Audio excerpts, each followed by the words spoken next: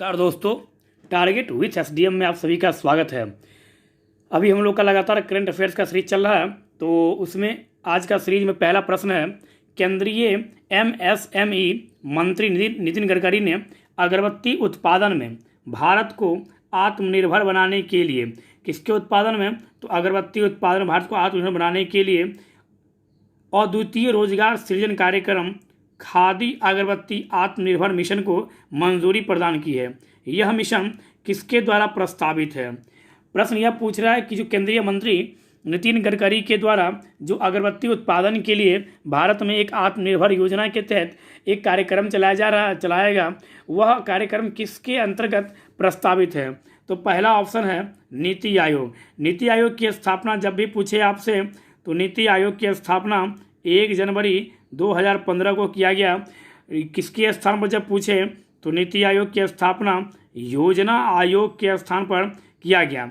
और योजना आयोग की स्थापना कब की गई, तो योजना आयोग की स्थापना 15 मार्च 1950 को किया गया। यह भी आप लोग याद रखेंगे।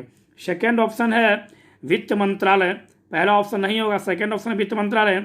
वित्त मंत्रालय भी नहीं होगा, वित्त मंत्री हैं हमारे देश के निर्मला सीतारमण जी। और थर्ड ऑप्शन है जनजातीय मंत्रालय भारत सरकार, यह भी नहीं होगा। इसका राइट आंसर है खादी और ग्रामोद्योग आयोग के द्वारा यह योजना चलाया गया। आप लोग को पता होगा, कोरोना महामारी से निपटने के लिए, कोरोना महामारी में आम जनताओं को मदद करने के लिए, कोरोना महामारी में छोटे तबके के जो बिजनेसमैन हैं, रोकड़ी वाले बिजनेसमैन जो हैं, रेहड़ी वाले बिजनेसमैन जो हैं, उन्हें उनके मदद के लिए और यहाँ के व्यक्तियों को आत्मनिर्भर बनाने के लिए हमारे प्रधानमंत्री नरेंद्र मोदी जी के द्वारा आत्मनिर्भर योजना का प्रारंभ किया गया, जिसके तहत लगभग 20 लाख करोड़ रुपया आवंटित की गई है। तो इसका राइट आंसर कौन होगा? खादी और ग्रामोद्योग आयोग के द्वारा यह निर्णय लिया गया है। नेक्स्ट क्वेश्चन की ओर अब हम लोग चलते हैं। नेक्स्ट क्वेश्चन है, अगस्त 2020 में किस राज्य द्वारा एक विशिष्ट पहचान पत्र, कौन सा, तो परिवार पहचान पत्र पीपीपी किस राज्य के द्वारा लॉन्च किया गया? तो पहला ऑप्शन है हरियाणा, दूसरा ऑप्शन हिमाचल प्रदेश, तीसरा ऑप्शन मध्य प्रदेश और चौथा ऑप्शन गुजरात। तो इसका राइट आंसर है हरियाणा।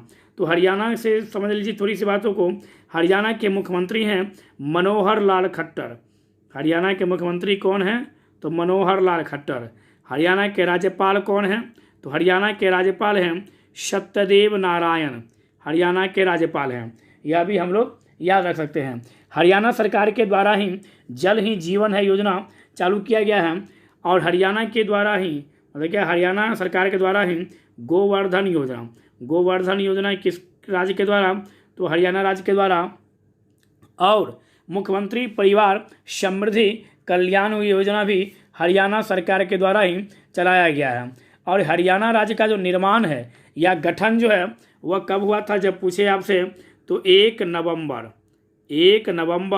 1966 को हरियाणा राज्य की स्थापना हुई थी।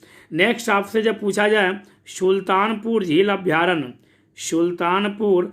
अभ्यारण्य कहाँ है, तो यह भी हरियाणा में स्थित है।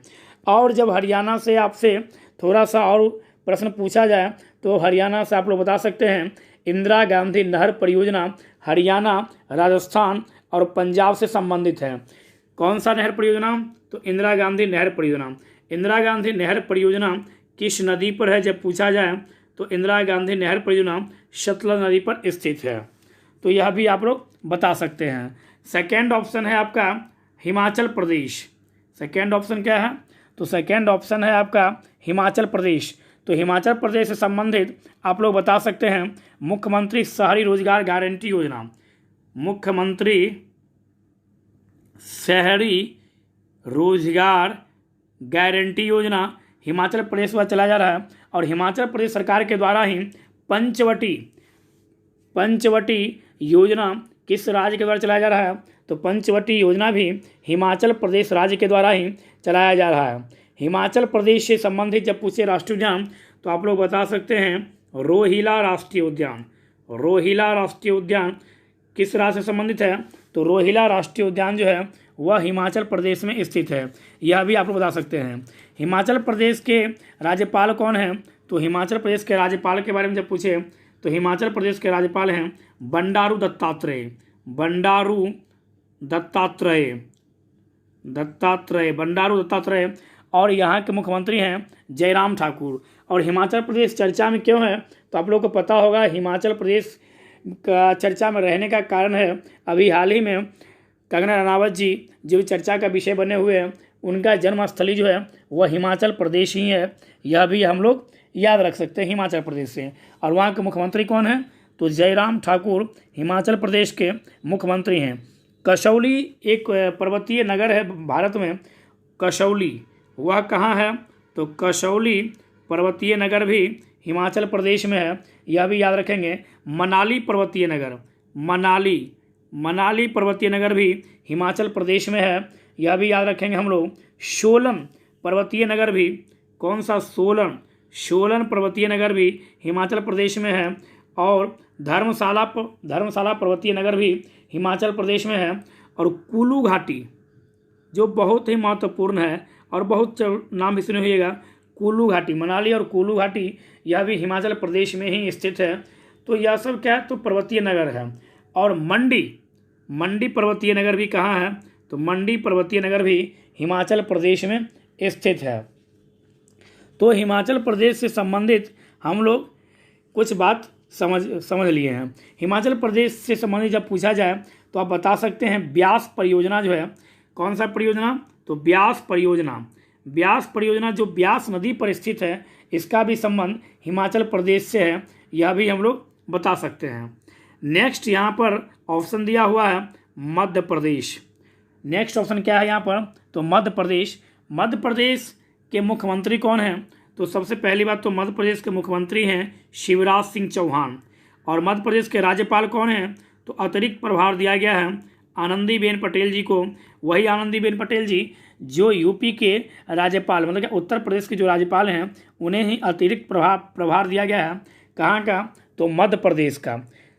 मध्य प्रदेश से संबंधित जब पूछे आपसे तो तवा परियोजना का संबंध किस राज्य से है, तो तवा परियोजना का संबंध मध्य प्रदेश से है, यह भी आप बता सकते हैं। प्लस चंबल परियोजना का संबंध किस राज्य से है, तो चंबल परियोजना का संबंध जो है वह मध्य प्रदेश और आप बता सकते हैं राजस्थान से है चंबल परियोजना का संबंध। नेक्स्ट आप बता सकते हैं माता टीला परियोजना, कौन सा परियोजना, तो माता टीला परियोजना जो बेतवा नदी पर है, इसका संबंध भी यूपी और एमपी दोनों से है। और हंसदेव बंगो परियोजना, कौन सा परियोजना, तो हंसदेव बंगो परियोजना, इसका भी संबंध मध्य प्रदेश से है। हंसदेव बंगो परियोजना मध्य प्रदेश इसका संबंध है। और हम लोग मध्य प्रदेश से संबंधित यह भी बता सकते हैं, मध्य प्रदेश से संबंधित कि मध्य प्रदेश राज्य की जो राजधानी वो भोपाल है और इसका गठन 1 नवंबर 1956 को हुआ था। मध्य प्रदेश से संबंधित हम लोग कुछ बात बता सकते हैं। मध्य प्रदेश से संबंधित कुछ योजना का भी नाम सुन लीजिए। तो सबसे पहले आप सुन लीजिए FIR आपके द्वार, यह बहुत पूछ सकता है आपसे, बहुत सारे एग्जाम में यह पूछेगा। FIR आपके द्वार योजना किस राज्य द्वारा चलाया गया है, तो मध्य प्रदेश। श्रम सिद्धि अभियान कौन सा, तो श्रम सिद्धि अभियान यह भी मध्य प्रदेश के द्वारा चलाया गया है। जीवन अमृत योजना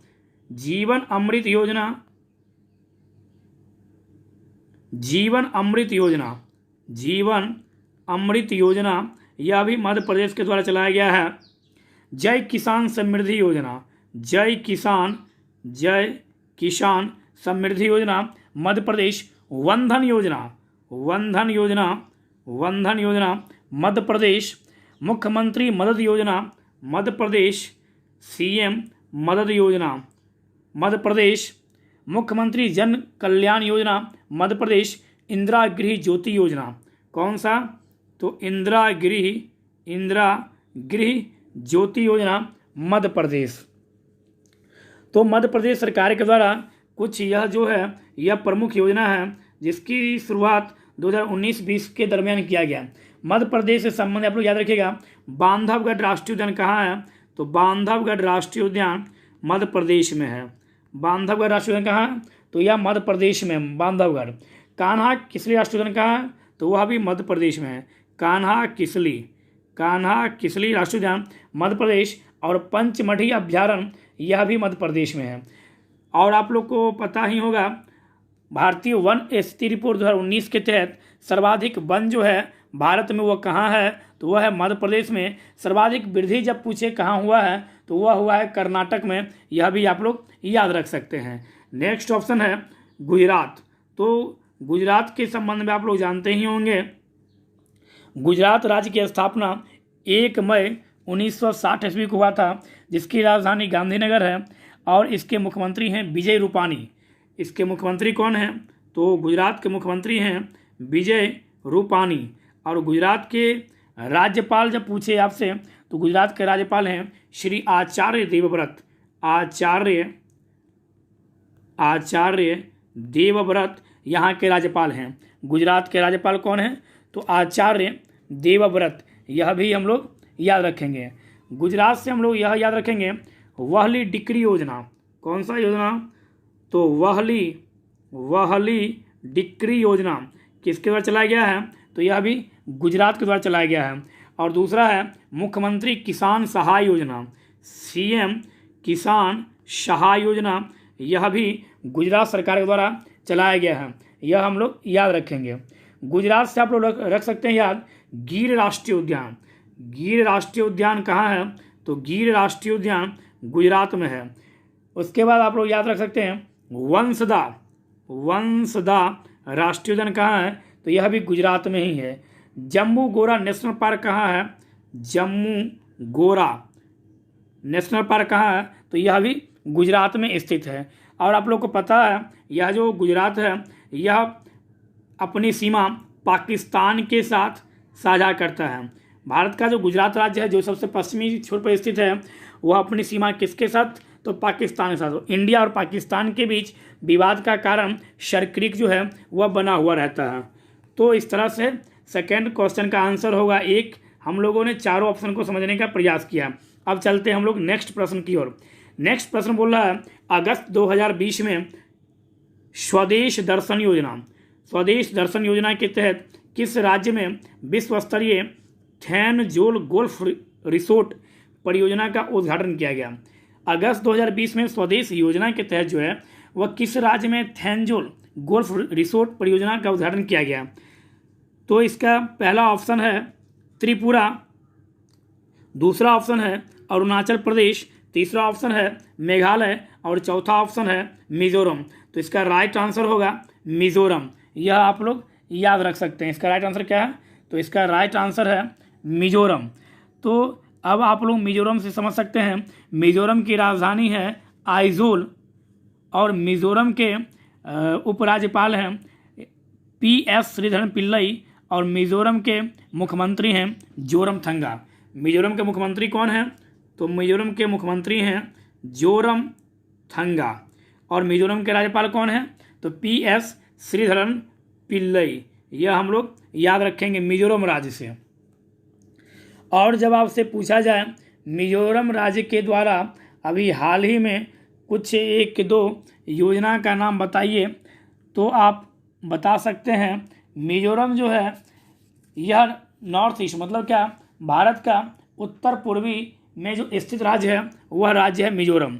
डम्फा अभ्यारण्य कहाँ है, तो डम्फा अभ्यारण्य मिजोरम में है। यह आप लोग एक मिजोरम से संबंधित बता सकते हैं। दूसरा ऑप्शन है मेघालय। तो मेघालय भी जो है यह भी नॉर्थ ईस्ट राज्य है, और मेघालय से आप लोग बता सकते हैं गारो खासी जयंतिया नामक जो पहाड़ी है, और गारो खासी जयंतिया नामक जो जनजाति है यह कहाँ पाया जाता है, तो यह मेघालय में पाया जाता है। और मेघालय के राज्यपाल कौन है, तो आप लोग बता सकते हैं सत्यपाल मलिक, और यहाँ के मुख्यमंत्री हैं कॉनराड संगमा। कौन है यहाँ के मुख्यमंत्री, तो कॉनराड संगमा यहाँ के मुख्यमंत्री हैं मेघालय के। यह भी आप लोग बता सकते हैं। नोगर वाइलेम अभ्यारण्य, नोगर वाइलेम अभ्यारण्य कहाँ है, तो नोगर वाइलेम अभ्यारण्य जो है यह मेघालय में है। यह भी हम लोग बता सकते हैं मेघालय से संबंधित। अब चलते हैं नेक्स्ट ऑप्शन है अरुणाचल प्रदेश। अरुणाचल प्रदेश। तो भारत का सबसे पूर्वी छोर जो है यह कौन सा है, तो यह अरुणाचल प्रदेश। और भारत का सबसे पूर्वी बिंदु वालांगू, यह भी कहाँ स्थित है, तो यह भी अरुणाचल प्रदेश में स्थित है। अरुणाचल प्रदेश के राज्यपाल हैं BD मिश्रा। यहाँ के राज्यपाल कौन हैं, तो यहाँ के राज्यपाल हैं BD मिश्रा। और यहाँ के मुख्यमंत्री हैं पेमा खांडू। यहाँ के मुख्यमंत्री कौन हैं, तो यहाँ के मुख्यमंत्री हैं पेमा खांडू। अरुणाचल प्रदेश से आप लोग याद रख सकते हैं पखोई वन्यजीव अभ्यारण्य कहाँ है, तो पखोई वन्यजीव अभ्यारण्य, पखोई वन्यजीव अभ्यारण्य यह अरुणाचल प्रदेश से मतलब क्या, अरुणाचल प्रदेश से संबंधित है। तो यह हम लोग अरुणाचल प्रदेश से संबंधित कुछ बात को देख सकते हैं। और न्यूनतम पुरुष साक्षरता प्रतिशत वाला जो राज्य है 2011 की जनगणना के अनुकूल, तो सबसे अधिक न्यूनतम पुरुष साक्षरता वाला तो वह है बिहार। और दूसरा स्थान पर कौन सा राज्य है, तो दूसरा स्थान पर जो राज्य है वह है अरुणाचल प्रदेश। यह भी हम लोग याद रख सकते हैं। दूसरी बात आप लोग यह भी जानते हैं अरुणाचल प्रदेश जो है वह भारत का सबसे पूर्वी छोर होने के कारण सबसे पहले भारत में सूर्य उदय जो होता है वह कहाँ होता है, या सूर्य की रोशनी सबसे पहले भारत में कहाँ आती है, तो वह आती है अरुणाचल प्रदेश में। यह भी हम लोग बता सकते हैं क्योंकि वह सबसे पूरब में स्थित है और इस कारण से यहाँ पर सबसे पहले सूर्य की रोशनी आती है। अरुणाचल प्रदेश से आप लोग याद रख सकते हैं बोमडिल्ला दर्रा, बोमडिल्ला दर्रा, बोमडिल्ला दर्रा, यांग याप दर्रा, यांग याप दर्रा और दीफू दर्रा, और दीफू दर्रा, दीफू दर्रा। यह तीनों दर्रा कहाँ है, कौन कौन, तो बोमडिल्ला दर्रा, यांग याप दर्रा और दीफू दर्रा, यह तीनों दर्रा अरुणाचल प्रदेश में स्थित है। अब चलते हैं नेक्स्ट ऑप्शन की ओर। नेक्स्ट ऑप्शन है त्रिपुरा। बांग्लादेश से तीनों ओर से घिरा है त्रिपुरा। और त्रिपुरा के राज्यपाल कौन है, तो रमेश बैस। त्रिपुरा के राज्यपाल कौन है, तो रमेश बैस। और त्रिपुरा के मुख्यमंत्री कौन है, तो बिप्लब देव। बिप्लब देव त्रिपुरा के मुख्यमंत्री हैं। यह भी हम लोग बता सकते हैं त्रिपुरा से संबंधित। और आप लोग को पता ही होगा त्रिपुरा जो है वह अपनी सीमा किसके साथ, तो बांग्लादेश के साथ त्रिपुरा अपनी सीमा साझा करती है। अब चलते हैं हम लोग नेक्स्ट प्रश्न की ओर। नेक्स्ट क्वेश्चन बोला है जुलाई 2020 में किसके द्वारा भूजल के व्यावसायिक उपयोग के लिए कड़ी शर्तें लगाने का फैसला किया गया है। तो सबसे पहला ऑप्शन है सुप्रीम कोर्ट, दूसरा ऑप्शन है दिल्ली हाई कोर्ट, तीसरा ऑप्शन है जल शक्ति मंत्रालय और चौथा ऑप्शन है नेशनल ग्रीन ट्रिब्यूनल। तो इसका राइट आंसर होगा नेशनल ग्रीन ट्रिब्यूनल, मतलब क्या है, NGT। नेक्स्ट क्वेश्चन की ओर चलते हैं।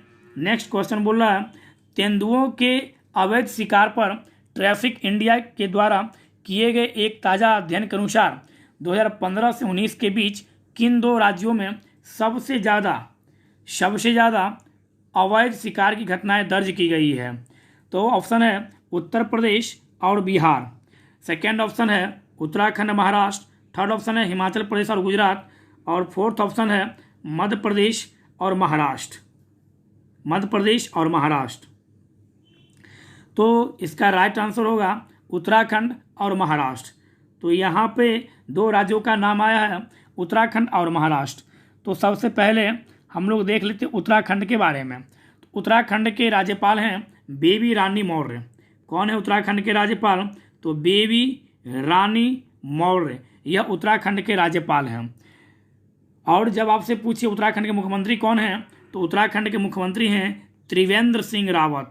त्रिवेंद्र सिंह रावत जो हैं वह उत्तराखंड के मुख्यमंत्री हैं। उत्तराखंड से संबंधित आप लोग याद रख सकते हैं लिपू लेख दर्रा कहाँ है, तो लिपू लेख दर्रा उत्तराखंड में है। लिपू लेख दर्रा कहाँ है, तो उत्तराखंड में है। माना दर्रा कहाँ है, माना दर्रा उत्तराखंड, और नीति दर्रा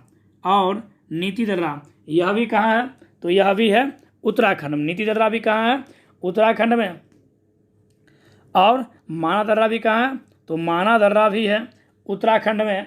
और नीति दर्रा यह भी कहाँ है, तो नीति दर्रा भी है उत्तराखंड में। यह भी हम लोग बता सकते हैं।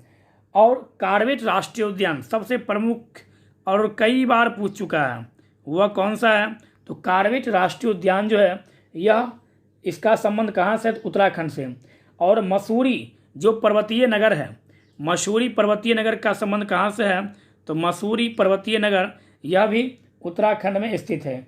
और रानीखेत जो कई बार पूछ चुका है, रानीखेत पर्वतीय नगर, इसका भी संबंध उत्तराखंड से है, यह भी हम लोग याद रखेंगे। और अल्मोड़ा पर्वतीय नगर, अल्मोड़ा पर्वतीय नगर, इसका भी संबंध उत्तराखंड से है। तो इस प्रकार से हम लोग उत्तराखंड के संबंध में कुछ जानकारी हासिल करने का कोशिश की है। अब नेक्स्ट है आपका महाराष्ट्र। महाराष्ट्र के संबंध आप लोग को पता ही होगा। महाराष्ट्र के राज्यपाल हैं भगत सिंह कोश्यारी और महाराष्ट्र के मुख्यमंत्री हैं उद्धव ठाकरे जो शिवसेना के हैं। और महाराष्ट्र से आप लोग को यह भी पता होगा, इसकी सीमा जो है भारत की, यह समुद्र से लगा, मतलब तटीय राज्य है महाराष्ट्र। तो यह भी आप लोग को पता होगा, महाराष्ट्र जो है वह तटीय राज्य है। महाराष्ट्र से संबंधित आप लोग को याद होगा 1 मई 1960 ईस्वी को, 1 मई 1960 ईस्वी को महाराष्ट्र राज्य की स्थापना हुई थी। महाराष्ट्र राज्य में शिव भोजन योजना, शिव भोजन योजना किस राज्य के द्वारा चलाया जा रहा है? महाराष्ट्र राज्य के द्वारा। स्मार्ट प्रोजेक्ट, स्मार्ट प्रोजेक्ट किस राज्य के द्वारा? तो महाराष्ट्र सरकार द्वारा चलाया जा रहा है। महात्मा ज्योतिबा फूले ऋण माफी योजना, महात्मा ज्योतिबा फूले ऋण माफी योजना, यह भी महाराष्ट्र के द्वारा चलाया जा रहा है। महाराष्ट्र से संबंधित आप लोग याद रख सकते हैं बोरीवली राष्ट्रीय उद्यान, कौन सा? तो बोरीवली राष्ट्रीय उद्यान कहाँ है? तो वह है महाराष्ट्र में।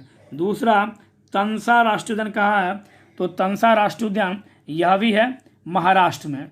तो महाराष्ट्र से संबंधित कुछ इस प्रकार से हम लोग देख सकते हैं महाराष्ट्र के बारे में। महाराष्ट्र में लोकसभा सीट 48 है, यह भी याद रखेंगे।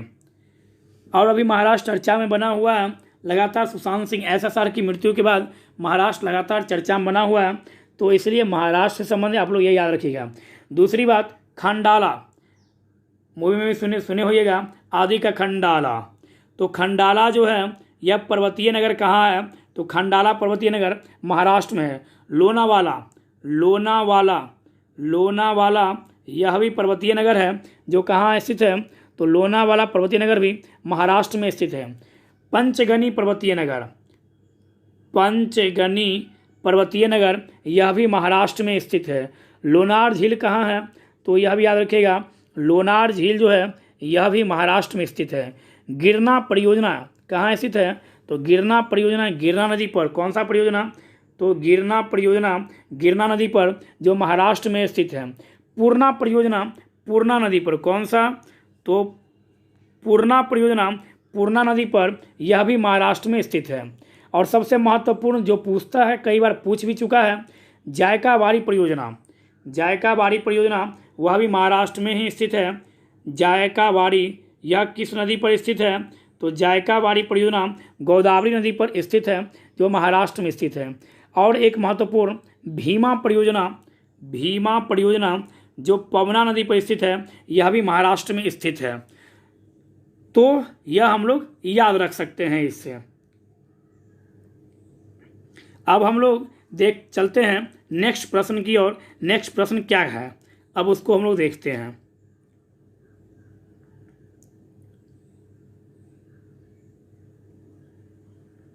नेक्स्ट प्रश्न यहाँ पर है, अगस्त 2020 में किसके द्वारा विद्यार्थी विज्ञान मंथन 2020-21 का शुभारंभ किया गया? तो ऑप्शन दिया हुआ है नरेंद्र मोदी, सेकेंड ऑप्शन है हर्षवर्धन, थर्ड ऑप्शन है रमेश पोखरियाल और फोर्थ ऑप्शन है संजय धोत्रे।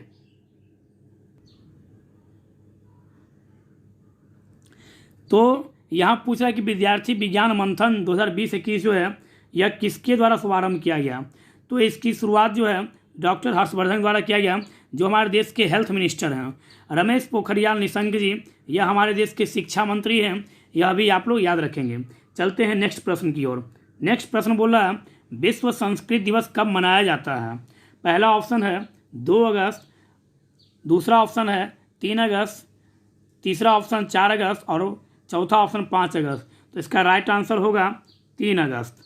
विश्व संस्कृत दिवस 3 अगस्त को मनाया जाता है।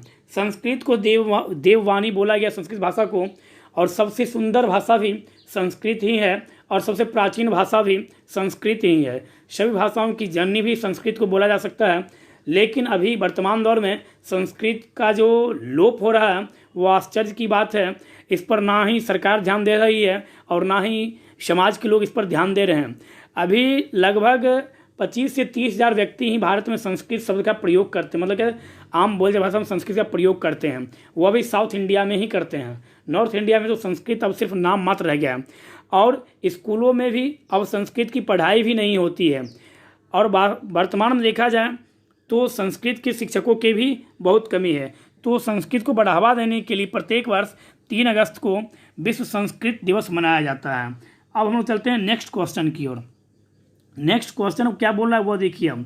नेक्स्ट क्वेश्चन यह बोल रहा है, कोविड-19 महामारी से प्रभावित दबावग्रस्त कर्ज संपत्तियों के समाधान के लिए वित्तीय मापदंड सिफारिशों हेतु किसकी अध्यक्षता में आरबीआई ने एक 5 सदस्यीय समिति का गठन किया।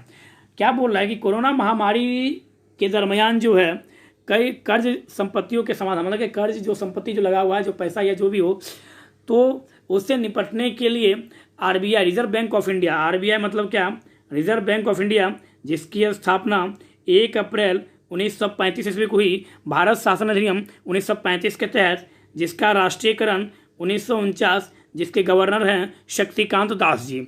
यह हम लोग याद रखेंगे। तो यह पूछा किसकी अध्यक्षता में यह कमेटी का गठन किया गया है। तो इस कमेटी का जो गठन किया गया है, यह किया गया है केवी कामत की अध्यक्षता में। केवी कामत की अध्यक्षता में इस कमेटी का गठन किया गया है। नेक्स्ट प्रश्न की ओर अब हम लोग चलते हैं। नेक्स्ट प्रश्न है, प्रधानमंत्री नरेंद्र मोदी ने अगस्त 2020 में अंडमान निकोबार पनडुब्बी ऑप्टिकल फाइबर केबल का उद्घाटन कर इसे राष्ट्र को समर्पित किया। यह केबल पोर्ट ब्लेयर को किस शहर से जोड़ रही है। तो यहाँ पर प्रश्न यह बोल रहा है कि नरेंद्र मोदी जी के द्वारा जो भी हाल ही में जो केबल का जो मतलब क्या शुभारंभ किया गया पोर्ट ब्लेयर में, यह पोर्ट ब्लेयर को कहाँ से जोड़ रही है। ऑप्शन दिया हुआ है चेन्नई, बेंगलुरु, पारादीप, विशाखापट्टनम। तो इसका राइट आंसर होगा चेन्नई, मतलब क्या पोर्ट ब्लेयर को चेन्नई से जोड़ता है। यह हम लोग याद रखेंगे। नेक्स्ट प्रश्न की ओर चलते हैं। नेक्स्ट प्रश्न बोल रहा है, अगस्त 2020 में भारतीय प्रौद्योगिकी संस्थान दिल्ली द्वारा किए गए एक अध्ययन के अनुसार किस नदी में WHO द्वारा सूचीबद्ध महत्वपूर्ण रोगजनक पाए गए हैं। मतलब यह बोल रहा है कि WHO वर्ल्ड हेल्थ ऑर्गेनाइजेशन के द्वारा जो अभी एक अध्ययन किया गया है, किस नदी में महत्वपूर्ण रोगजनक पाए गए हैं। ऑप्शन फर्स्ट है Ganga, option second Godavari, option third Narmada, option fourth जो है वह है यमुना। तो इसका राइट आंसर होगा यमुना नदी में सबसे अधिक रोगजनक जो कारण है वो पाया गया है यमुना नदी में। गंगा नदी से संबंधित आप लोग जो बहुत पूछता है एग्जाम में वो याद रख सकते हैं। भारत की सबसे लंबी नदी, भारत की सबसे पवित्र नदी गंगा नदी है, जिसकी लंबाई 25 किलोमीटर है। मतलब क्या 2525 किलोमीटर गंगा नदी की लंबाई है। नर्मदा नदी से एक चीज़ याद रख लीजिए, नर्मदा सागर परियोजना जो है वह नर्मदा नदी पर है। और इससे भी महत्वपूर्ण नर्मदा नदी पर सरदार सरोवर परियोजना किस नदी पर स्थित है। तो सरदार सरोवर परियोजना वह नर्मदा नदी पर स्थित है। गंगा नदी से आप लोग सुन लीजिए, गंगा नदी जो है वह देव प्रयाग में अलकनंदा और भागीरथी के मिलने से गंगा नदी का निर्माण होता है। नेक्स्ट आप लोग देख लीजिए, गोदावरी नदी से संबंधित एक प्यारा सा योजना जो है जायकाबाड़ी परियोजना जो है यह गोदावरी नदी पर स्थित है। यह भी आप लोग याद रख सकते हैं। कौन सा, तो जायकाबाड़ी परियोजना गोदावरी नदी पर जो महाराष्ट्र में है। और एक प्यारा सा परियोजना है गोदावरी नदी पर जिसका नाम है पोंचमपाद परियोजना, जो कहाँ है, जो कर्नाटक में है और यह भी गोदावरी नदी पर स्थित है। लेकिन इसका राइट आंसर क्या होगा? इसका राइट आंसर होगा यमुना। नेक्स्ट क्वेश्चन की ओर अब हम लोग चलते हैं। कनेक्टिंग, कम्युनिकेटिंग, चेंजिंग नामक पुस्तक किसके कार्यकाल से संबंधित है? क्या बोल रहा है? Connecting, communicating, changing. Connecting, communicating, changing नामक पुस्तक के लेखक कौन है? ऑप्शन फर्स्ट दे रहा है Venkaiah Naidu, option second Ramnath Kovind, option third Narendra Modi और ऑप्शन फोर्थ उर्जित पटेल। तो इसका राइट आंसर होगा वेंकैया नायडू। यह आप लोग याद रख सकते हैं। वेंकैया नायडू कौन है? कहने की कोई बात ही नहीं है, यह हमारे भारत के उपराष्ट्रपति हैं वर्तमान में, यह आप सबको पता भी होगा। रामनाथ कोविंद जी कौन है? यह आप लोग को पता ही होगा, हमारे भारत के वर्तमान में राष्ट्रपति हैं और संवैधानिक प्रमुख भी इन्हें कहा जाता है। मतलब कि राष्ट्रपति जो है उन्हें संवैधानिक प्रमुख भी कहा जाता है संविधान के अनुकूल। नरेंद्र मोदी जी हमारे देश के प्रधानमंत्री हैं, ये भी आप लोग को पता ही होगा। 2014 से 19 और फिर 19 से 24 तक ये देश के प्रधानमंत्री रहेंगे। इनका पूरा नाम है नरेंद्र दामोदर दास मोदी, यह आप लोग को पता होगा। अब चलते हैं हम लोग नेक्स्ट क्वेश्चन की ओर। नेक्स्ट क्वेश्चन क्या बोल रहा है सो देख लीजिए।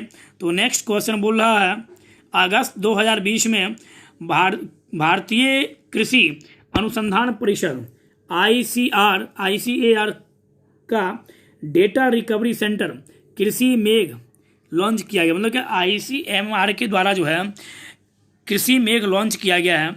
इसे कहाँ स्थापित किया गया है? ऑप्शन है हैदराबाद, नई दिल्ली, मोहाली और जोधपुर।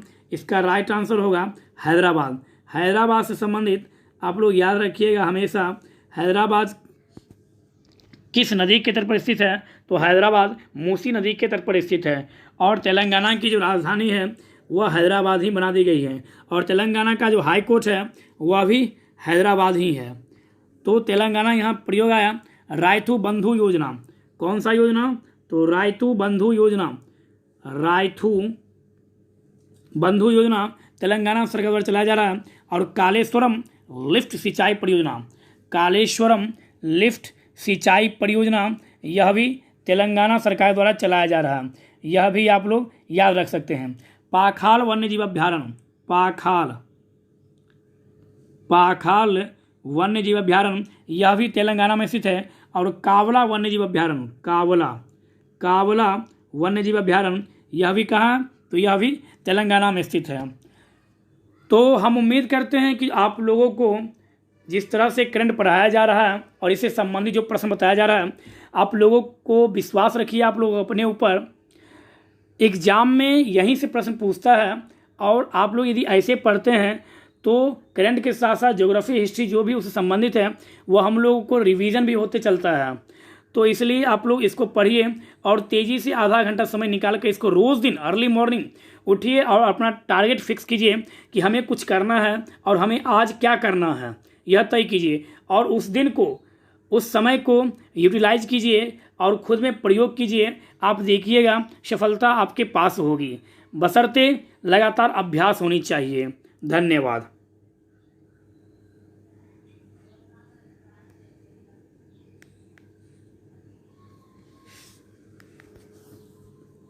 फोन